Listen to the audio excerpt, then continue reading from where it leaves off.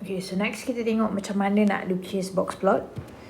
Okay, box plot ni dia adalah graphical representation of a 5 number summary of a data set and outliers. So basically bila kita lukis box plot ni, ada 5 benda yang kita kena ada. And 5 benda ni kita panggil dia sebagai 5 number summary. So apa dia element of the 5 number summary ni? Okay, yang pertama adalah minimum value. So nilai yang paling kecil. And then kita kena ada quartile 1. Kita kena ada nilai quartile 2. And nilai quartile 2 ni sebenarnya sama juga dengan nilai median. So sama je. Dia benda yang sama. Quartile 2 dengan median adalah benda yang sama. And then kita nak kena ada nilai quartile 3 and nilai maximum. And kalau ada outlier, so nilai tu kita kena buang. And kita akan letak dekat luar box plot. Contohnya macam ni. Okay, ni adalah kita punya box plot. So outlier dia kita akan letak dia sebagai dot dekat luar. Kiri dengan kanan. Okay, and 5 value tu kena ada lah baru boleh sketch box plot. So kat sini adalah kita punya minimum value. So dia adalah nilai, kita buang outlier, nilai paling kecil tu adalah minimum value. And then kita kena ada quartile 1, so quartile 2 ataupun median. And then kena ada quartile 3. And last sekali adalah kita punya maximum value.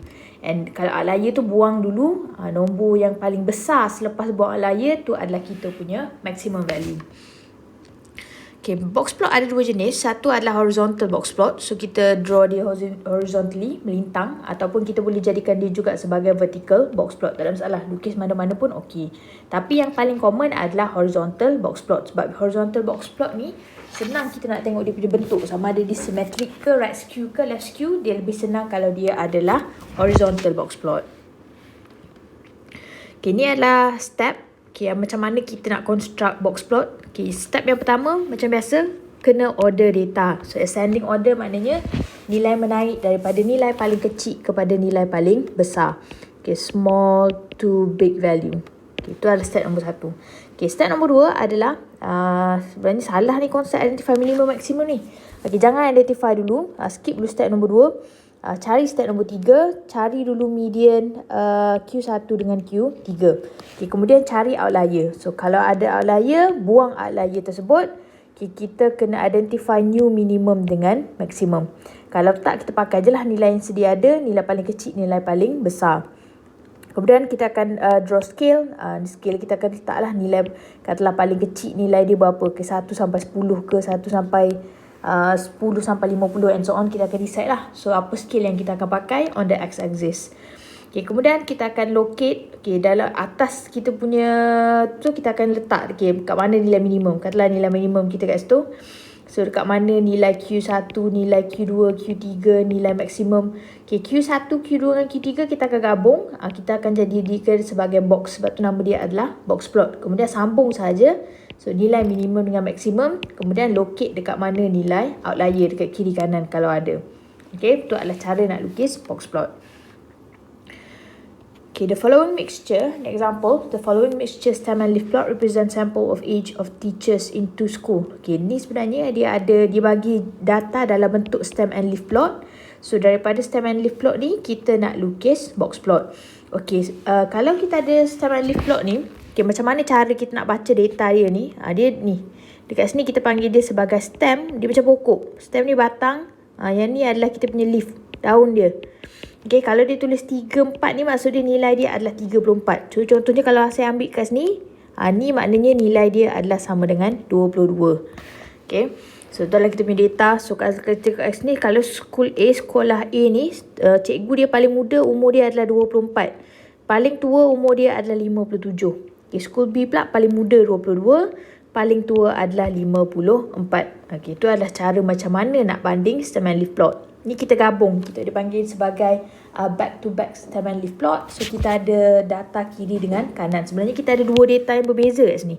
Satu data daripada school A, satu lagi data daripada school B. Okay, so kat sini kata given that school B, kuartal 1 ada 36.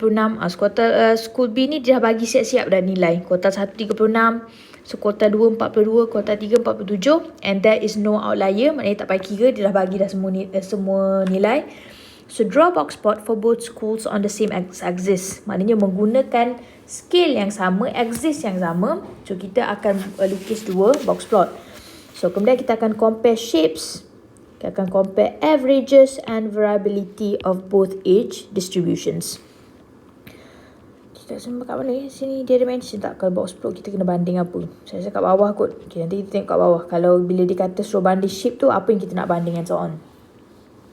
Okay, so kita pun tengoklah data ni. So macam saya cakap tadi, so apa kita punya minimum value. Untuk kes ni minimum value kita adalah 24. Untuk school A, 22 untuk school B. Okay, first quartile dia kita pun pakailah formula. Okay, ni formula macam yang kita pakai dalam video sebelum ni. Okay, 1 kali 14 bagi 4. Okay, dapat 3.5, bukan whole number jadi 4. So data dalam posisi yang keempat adalah 27. So ni school A 1, 2, 3, 4. So data dia adalah 27. Okay, lepas tu kira pula median. So kuartal tu kuartal 7, data ke-7 tambah data ke-8 bagi dengan 2. So dapat 30.5. So kuartal 3 pakai formula dapat 36. And maximum value dia adalah 38. Okay, kenapa maximum value kita 38? Sedangkan kalau kita tengok dekat sini, so nilai paling besar adalah 57. Okay, sebabnya bila kita kira, so nilai yang mana lebih besar daripada 49.5, dia dikira sebagai outlier. Sebab tu untuk kes kita ni 57 adalah outlier. So outlier kita buang. So kalau bila kita buang outlier, nilai mana yang paling besar? So nilai yang paling besar seterusnya adalah 38. Sebab tu maximum value adalah 38. Okay, school B ni dah bagi information, so tulis saja information. Okay, apa information yang kita boleh dapat daripada box plot? Okay, satu adalah bentuk dia. Macam mana kita nak identify bentuk? Kan kita ada box macam ni kan? Daripada box ni kita akan identify bentuk. Okay, median, apa dia median ni? Median ni adalah kita punya quartile 2. Dia benda sama. Q2 dengan median adalah benda yang sama. Kalau median kita ni agak-agak, dia dekat tengah-tengah kita punya box tu, so distribution tu adalah approximately symmetric. Okay, dia ada term dia ada dua tau. Satu symmetric. Kalau kita nak kata benda tu symmetric, kena make sure jarak antara bila kita lukis ni Q1, Q2, Q3 kan. Okay, kalau jarak dia sama, kalau kat sini jarak dia adalah 3 unit, kat sini adalah 3 unit, baru kita kata dia adalah symmetric. Dia kena sama besar kiri kanan box tu baru boleh kata sebagai symmetric. Tapi kalau dia tak sama tapi agak-agak sama, okay, contohnya kalau kita banding nilai dia sebenarnya, okay, kat sini 3.2, belah sini 3, kita tak boleh pakai term symmetric. Kita kena pakai term dia approximately symmetric. Hampir symmetric tapi bukan exactly symmetric. Okay, kalau median kita, quartile 2 falls to the left of the center of the box. Okay, macam mana to the left of the center of the box? Okay, ni adalah kita punya box. Okay, dia left falls to the left, maknanya mana kiri? Ni dia falls dekat sini. So maknanya data kita adalah positively skew. Sebab kenapa? Dia as if macam kat sini ada mood tau. Ni ada peak.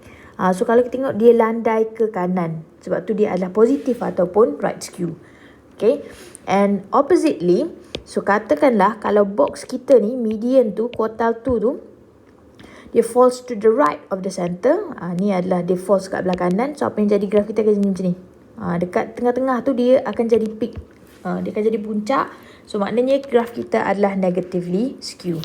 Tu ada cara kita nak interpret bentuk berdasarkan kita punya box plot. Ini macam saya cakap tadi lah. Suppose the median is near the center of the box, approximately symmetric. So kalau dia tak betul-betul sama kiri kanan, kita tak boleh pakai term symmetric, kena pakai term approximately symmetric.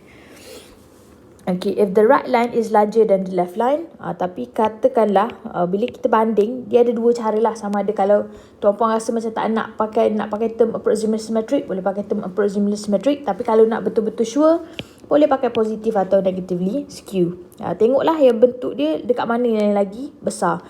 Kalau right line is larger than the left line, okay, right line dekat mana right? Okay, katalah kat sini kan. Dia nampak macam sama tapi sebenarnya yang ni dia right line ni, yang ni sebenarnya lebih besar. So maknanya kita punya ni adalah positively skew. Dia macam mana nak lukis ni? Okay, senang cerita kita tengok bentuk lah. Okay, katakanlah dekat sini kalau kita tengok dia punya scale, right line ni lebih besar. Okay, ni unit dia 3.2, ni unit dia adalah 3. Okay, automatically dia akan jadi skew ke belah kanan. Yang mana lebih besar, yang kat situlah dia adalah skew. Kalau left line is larger, maknanya dia adalah left skew and so on lah. Yang ni kena tengok. Tapi kalau tak nak tengok benda ni, boleh je terus pakai term approximately symmetric. Tapi dengan syarat nilai kiri kanan tak boleh jauh sangat beza antara satu sama lain. Okay, lepas tu dia kata lagi kat sini, the box plot of two or more data sets are graphed on the same axis. Kalau kita ada dua box plot yang kita lukis menggunakan axis yang sama, scale yang sama, okay, the distribution can be compared using central tendency and variability values. Okay, macam soalan sebelum ni, dia suruh kita compare tiga benda. Shape, average dengan variability. So, bila soalan tu kata compare average, apa yang kita kena compare? So, bila box plot, bila dia kata compare average, compare nilai median. Jangan pakai mean, tapi pakai nilai median. Kalau disuruh compare variability, apa yang kita kena compare? Kita kena compare nilai interquartile range. Kalau tuan-puan ingat lagi, apa dia interquartile range? Dia adalah kuartal 3 tolak kuartal 1. Yang mana lebih besar, yang itulah yang lebih variable. Okay, yang itulah lebih disperse. Okay, ni adalah contoh sama juga. Ni contoh tadi. Bila kita dah lukis tadi, ni adalah kita punya data untuk school A, ni adalah kita punya data untuk school B. So, macam mana kita nak komen? Kalau soalan suruh komen, bandingkan antara box plot. Okay, kalau daripada segi shape, kalau tengok yang ni, ni puncak dia kat sini. Ni tegang-tegang. So, data ni adalah right skew. Sebab dia landai. Bila ke belah kanan, dia semakin landai.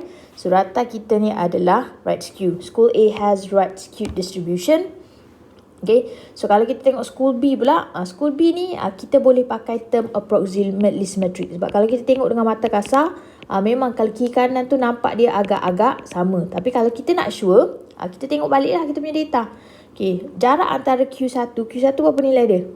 Ni 36, kat sini 42, kat sini 47. Ni 6, kat sini nilai dia adalah 5. Sebenarnya dekat sini lebih landai. So, sama ada tuan-puan nak pakai term approximately symmetric pun boleh. Ataupun kalau yang lebih exact, so dia adalah left skew. Sebab data ni kalau kita tengok dengan mata kasar, dia adalah approximately symmetric. Tapi kalau kita tengok nilai dia yang betul-betul, dia adalah left skew. So, dua-dua pun adalah diterima. Sebab bila kita komen ni, benda tu subjektif. Ada orang dia tengok benda tu sama, ada orang dia tengok benda tu tak sama. So, kita boleh terima mana-mana. Okay. So, in term of macam mana nak bagi tahu, okay, dia berkata kat sini, so based on the location of median, school A has right skew distribution where most teachers' age is concentrated at the lower age. So, dia kata kebanyakan kat sini sebenarnya, ni adalah 50% data kita. Dekat kuartal 1, kuartal 2, kuartal 3 ni, dia adalah 50%. So, 50% sebenarnya data umur cikgu-cikgu ni adalah antara, daripada sini sampai sini. Daripada kuartal 1 dia berapa? 27 hingga 36, 50%. Kalau cikgu ni ada berapa? 24, ada berapa kita punya data? Ada 14, maknanya 7 orang ni umur dia adalah antara 27 hingga 36. Okay, however, school B has left skew distribution. Bila dia ada left skew distribution, maknanya where most of the teachers' age is greater than 42 years old. Kebanyakan umur cikgu-cikgu ni adalah lebih daripada 42 tahun. So, bila kita nak compare average pula, so kita kata, so based on the median, so 50% of teacher at school A age less than 30.5. Sebab kat sini, ni adalah kita punya median. So, median kat sini adalah nilai dia 30.5. So, kita kata, yang median value 50% cikgu ni, umur dia kurang daripada 30.5. Tapi kalau kita tengok sekolah B ni pula, ni median value dia adalah 42. Maknanya 50% cikgu kat sekolah tu umur dia kurang daripada 42. Maknanya cikgu school A ni, cikgu dia lebih muda-muda kalau nak compare dengan cikgu school B. And even kalau kita tengok maximum value pun. So, kalau kita tengok maximum value sekolah A ni, cikgu dia paling tua umur 38. Yang ni cikgu paling tua dia umur 54. Okay, tu adalah macam mana nak compare average. Variability pula kita compare berdasarkan nilai IQR. Ambil kuartal 1 tolak kuartal 3. So, based on the value for school A, IQR dia, nilai dia adalah sama dengan 9. Sebab bila kita tengok data, dia 36 tolak 27, dia bersamaan dengan 9. Saya tulis kat sini. Sebab dia 36 tolak 27. Okay, kuartal 3 tolak kuartal 1. Sebab macam tu adalah daripada mana kita dapat nilai 9. So, where most 50% of the teachers age between 27 to 36. Manakala sekolah B pula, interquartile range dia adalah 11 tahun. Sebab kat sini, nilai dia 36, 47. Beza dia adalah sama dengan 11. So, kat sini 47 tolak 36. Okay. So when most 50% of the teachers age, sebenarnya tak payah cerita pun sebenarnya pasal age tu, bagi tahu je berapa nilai kita punya IQR. So untuk sekolah A, IQR dia adalah sama dengan 9 tahun. IQR untuk sekolah B adalah 11 tahun. So yang mana lebih variation? So kita akan kata okay, sekolah B adalah lebih variation. So the variation of teacher's age at school B is higher than age of teacher at school A. Dah settle. Tu je yang kita nak bila banding variability. Okay, range pula sebenarnya tak payah compare pun range ni. Kita nak shape mean measures of kat mana kat tengah, the center, measure of the center kita dah ukur dengan ni average, kita ukur dengan median. Shape kita baru tahu apa dia punya shape. Variability kita measure dengan IQR. Soalan tak tanya pun sebenarnya range, so tak bagi range pun tak ada masalah. Tapi kalau kita nak komen pasal range, kita boleh kata without outlier. So kalau kita buang outlier ni, sekolah A teacher's age dia adalah varies less from minimum age. Dia data kita lagi kecil lah. Dia adalah daripada 24 hingga 38. Sedangkan sekolah B ni data dia lebih disperse. Range dia lebih besar daripada 22 sampai 54. Okay. Ni box plot for special case. Box plot ni memang daripada box plot tu kita boleh decide bentuk dia sama ada symmetric, right skew, left skew. Tapi ada certain cases yang benda tu sebenarnya tak apply. Sebab salah satu reason utama dia adalah bila data set kita kecil. Contohnya kalau data kita ada 5 saja, kalau kita lukis box plot kita memang akan sangat distorted. Dia sangat kalau kita kira adalah dia bukan representation yang bagus untuk data tersebut. Okay, sebab tu box plot ni kita dah pakai dia bila data kita banyak. Kalau setakat ada 5, setakat ada 10, sebenarnya it's not a good representation untuk pakai box plot. So untuk cases yang macam ni, apa yang kita kena buat? So kita kena banding nilai descriptive statistik dia lah. Kena banding nilai mean, median dengan mode. Tu adalah cara yang lebih it's a better way untuk kita nak bagi tahu shape dia sama ada symmetric, left skew ataupun right skew. Okay, ni adalah soalan exercise. So kita buat satu. Okay, saya buat soalan nombor 1.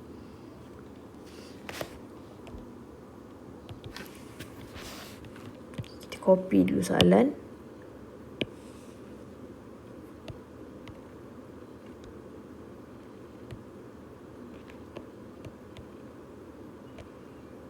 Okay, macam mana nak lukis box plot ni? Okay, step pertama apa yang kita kena buat adalah kena susun. Okay, tengok data ni dah susun ke belum? Belum, obviously belum. Kena careful lah sebab data ni dia ada perpuluhan. Okay, yang paling kecil adalah 3.2. So, potong siap-siap dah pakai 3.2. Lepas 3 ada nombor 4. So, ada 1, 2, 3 yang start dengan 4. Yang paling kecil adalah 4.3. Okay. Diikuti dengan 4.5. And last sekali adalah 4.7. Okay, kemudian kumpul pula yang start dengan 5. Ada 2 saja. So, 5.7. So, the other one is 5.9. Kemudian kita ada 6.9, 8.0, 8.9 dengan 11.9. So, selalunya apa yang saya buat, saya kira balik. Cukup ke tak? 1, 2, 3, 4, 5, 6, 7, 8, 9, 10. 3, 4, 5, 6, 7, 8, 9, 10. Cukup. Itu adalah kita punya data. Okay, step pertama adalah kita kena cari nilai kuartal. Okay, saya start dulu dengan kuartal 1. So, kuartal 1 dia adalah X1. So, kita punya sample size tadi dah kira ada 10. Okay, saya nak prepare calculator ni sekejap.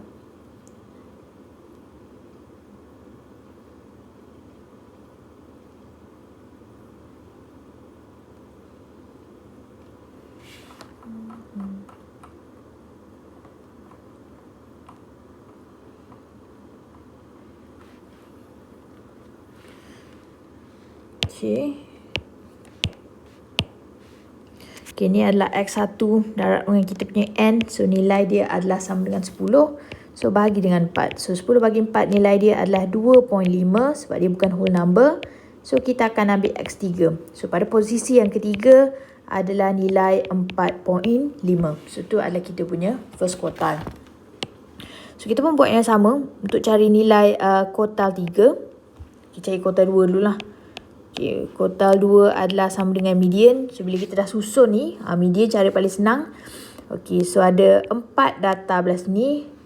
So, ada 4 data belah sana. So, ni adalah kita punya nilai median. Ambil dua-dua nombor ni, bahagi dengan 2. So, saya akan dapat 5.7 tambah 5.9 bahagi dengan 2. Ataupun, tuan-puan boleh juga pakai ni lah, pakai formula. So, akan dapat benda yang sama. Jawapan dia exactly sama. Sama ada kita pakai formula ataupun kita tambah ni, akan bagi jawapan yang sama. So, akan dapat nilai kat sini dia adalah sama dengan 5.8. So, kuartal 3 pula.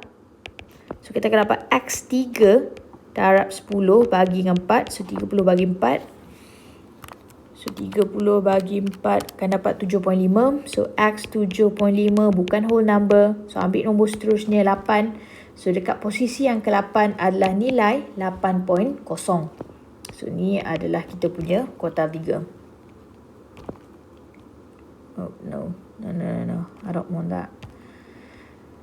Okay, so bila dah dapat nilai kuartal 1, kuartal 2, kuartal 3 ni, barulah kita boleh start cari kita punya outlier. So, kita nak omit mana-mana nilai yang consider sebagai outlier, nilai tu kita kena buang. So, kita pun pakai formula. So, untuk lower boundary, so formula dia adalah kuartal 1 tolak 1.5, kuartal 3 tolak kuartal 1. So, bila ganti masuk dalam formula, so kuartal 1 nilai dia adalah 4.5. So, tolak 1.5 kali 8 tolak 4.5. So, 4.5 tolak 1.5 darab dengan 8 tolak 4.5. So, kita akan dapat nilai negatif 0.75.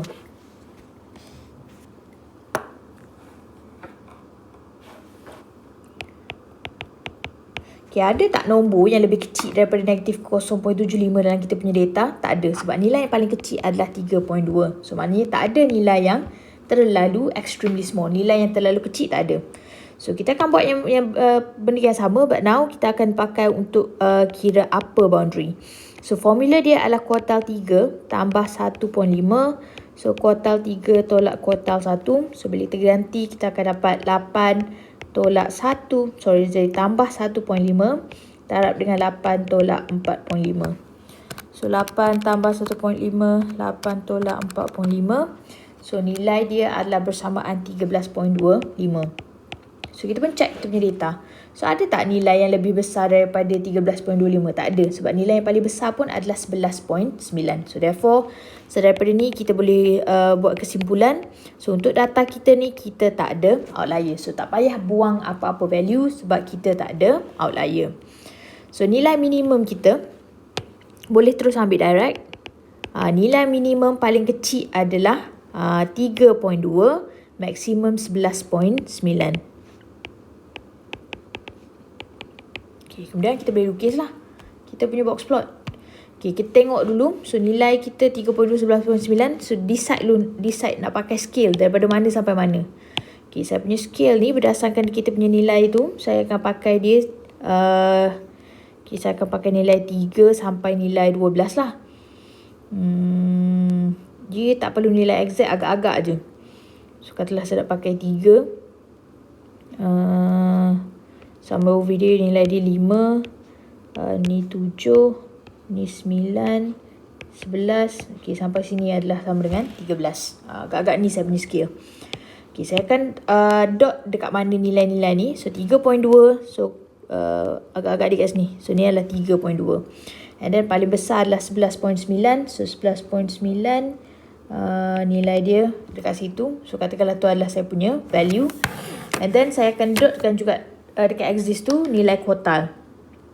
So, kuartal 1 nilai dia adalah 4.5. So, 4.5 kat mana? So, agak-agak so kat sini adalah 4. So, 4.5 kat tengah-tengah. Kat sini adalah 4.5.